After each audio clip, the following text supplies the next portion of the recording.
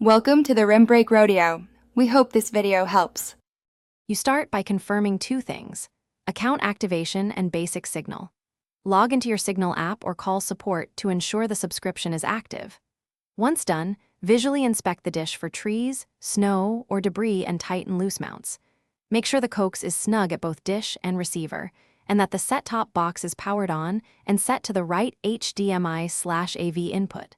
These quick checks often fix an untuned status before deeper steps are needed. Now focus on the receiver diagnostics to pinpoint the issue. You should open the receiver menu and run the signal test. Note both strength and quality numbers.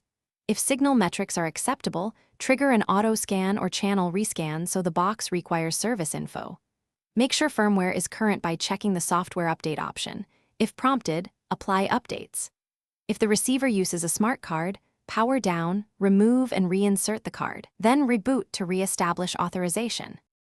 Finish with decisive actions.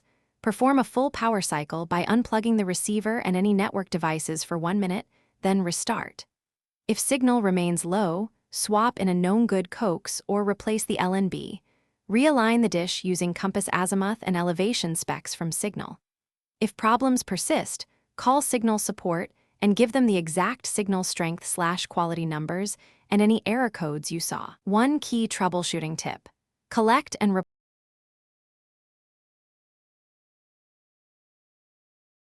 Thanks for watching. Consider subscribing if we helped you.